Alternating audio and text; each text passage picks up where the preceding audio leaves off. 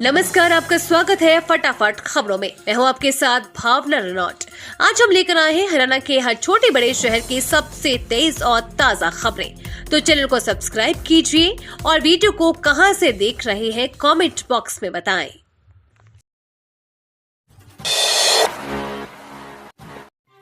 हरियाणा इंतजार खत्म, विभागों का हुआ बंटवारा। ग्राफिक्स में देखिए किन मंत्रियों को मिला कौन सा पोर्टफोलियो। हरियाणा में मंत्रियों का इंतजार खत्म हो गया। कैबिनेट और राज्य मंत्रियों के बीच विभागों का बंटवारा हो गया है। सीएम नायब सैनी के साथ 13 मंत्रियों ने शपथ ली और अब सभी मंत्रियों को अपना अपना विभाग मिल गया है। मुख्यमंत्री नायब सैनी के पास सबसे अधिक 13 विभाग हैं। विभागों के बंटवारे से पहले अच्छे विभाग के लिए मंत्रियों की लॉबिंग शुरू हो गई थी। बीजेपी के कई बड़े दिग्गजों के चक्कर लगा रहे थे, लेकिन कल यानी कि रविवार देर रात विभागों का बंटवारा हो गया। ग्राफिक्स में देखिए किस मंत्री को कौन सा विभाग मिला है। उच्चतर शिक्षा निदेशालय ने दाखिले के लिए फिर खोला पोर्टल, इस दिन तक करी आवेदन। हरियाणा उच्चतर शिक्षा निदेशालय ने प्रदेश के विभिन्न कॉलेजों में यूजी और पीजी कक्षाओं में दाखिले के लिए एक बार फिर से पोर्टल खोल दिया है। ये पोर्टल सोमवार से 3 दिन के लिए खोला गया है। जो विद्यार्थी यूजी पीजी में दाखिला लेना चाहते हैं वो 23 अक्टूबर तक आवेदन कर सकते हैं। विभिन्न कॉलेजों के बीए, बीएससी, बीकॉम, बीबीए और बीसीए के अलावा स्नातकोत्तर कक्षाओं में दाखिले की अंतिम तिथि 23 अक्टूबर रखी गई है। अंबाला में पराली जलाने पर 2 केस दर्ज। बराड़ा में 2 महिला किसान पर कार्रवाई। अंबाला में पराली जलाने के मामलों को रोकने के लिए विभाग ने सख्ती बरतनी शुरू कर दी है। जुर्माना लगाने के बाद अंबाला में 2 केस दर्ज हुए हैं। नग्गल थाना में जनसुई गांव निवासी कमा उर्फ वरियां पर कार्रवाई हुई है, जबकि बराड़ा थाने में खंड कृषि अधिकारी ने 2 महिला किसान गुरमीत व सुरजीत पर मामला दर्ज करवाया है। दरअसल विभागीय अधिकारी द्वारा 20 अक्टूबर को किए गए निरीक्षण में किसानों के खेतों में धान के अवशेष जले हुए पाए गए थे। किसान न होने पर अधिकारियों ने मौके पर पटवारी से रिकॉर्ड की जांच करवाई। उत्तरी अमेरिका की सबसे ऊंची चोटी देनाली को किया फतेह। पर्वतारोही नरेंद्र ने ये रिकॉर्ड किया कायम। हरियाणा के रेवाड़ी के कोसली क्षेत्र के नेहरूगढ़ गांव के युवा पर्वतारोही ने उत्तरी अमेरिका के अलास्का में स्थित सबसे ऊंची चोटी देनाली को फतेह कर लिया है। 6190 मीटर ऊंची चोटी पर नरेंद्र यादव ने भारत की तरफ से प्रतिनिधित्व किया था। नरेंद्र यादव इस पर्वत पर चढ़ने वाले विश्व के सबसे युवा के साथ सबसे तेज आरोहण यानी कि 44 घंटे और 42 मिनट और अवरोहण 27 घंटे 45 मिनट, कुल अवधि 73 घंटे और 10 मिनट में पूरा कर विश्व रिकॉर्ड बनाया है। इससे पहले देनाली पर फतेह पर वर्ल्ड रिकॉर्ड बनाने वाला युवा 31 साल 1 महीने 25 दिन का था। साइबर सिटी में प्रदूषण पर लगेगी लगाम। 10 ऊंची इमारतों के ऊपर लगाई जाएगी anti smog gun. Cyber city में प्रदूषण को नियंत्रित करने के लिए 8 ऊंची इमारतों के ऊपर एंटी स्मॉग गन लगाई जाएगी। इसकी शुरुआत सुभाष चौक के नजदीक सेंट्रल पार्क सोसाइटी की इमारत के ऊपर लगाकर की गई है। अगले 1 सप्ताह के भीतर 9 अन्य ऐसी इमारतों की पहचान की जाएगी। यहां पर एएसजी लगाने से प्रदूषण को नियंत्रण किया जा सकता है। पहचान होते ही तत्काल प्रभाव से एएसजी लगा दी जाएगी। इसका रेंज 100 मीटर का होता है, प्रभाव 500 मीटर तक के इलाके पर पड़ता है। आने वाले दिन बताएंगे एएसजी लगाने का कितना असर हुआ।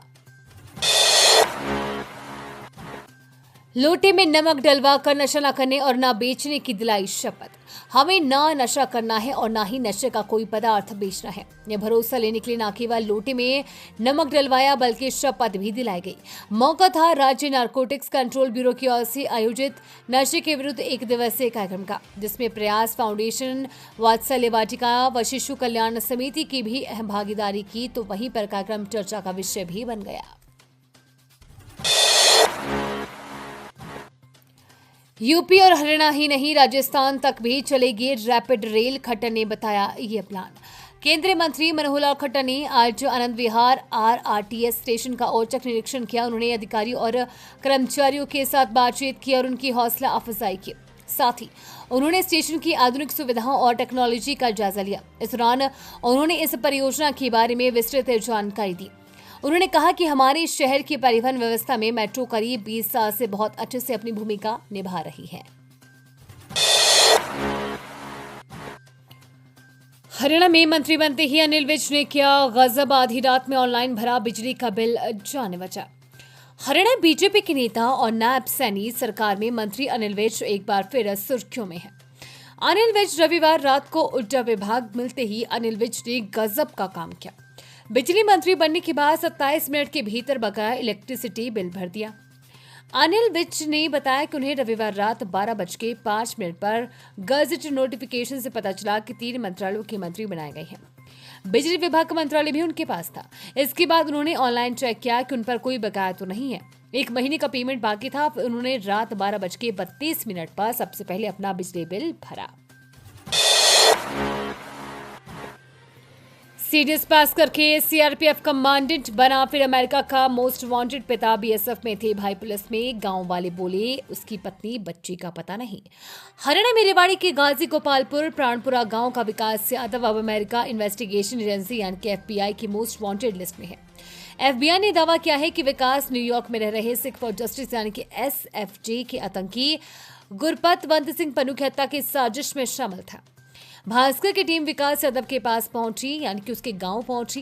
पहले तो कोई बात करने को तैयार नहीं हुआ, लेकिन बाद में कुछ लोग आए, कहने लगे विकास तो बहुत शांत था, हत्या में नाम सामने आया है पर वो तो किसी को थप्पड़ तक नहीं मार सकता।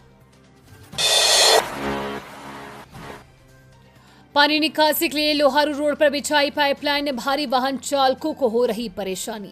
हरियाणा के चरखी दादरी शहर के लोहारू रोड पर पानी निकासी के लिए बिछाई पाइपलाइन भारी वाहन चालकों के लिए परेशानी का सबब बनी है।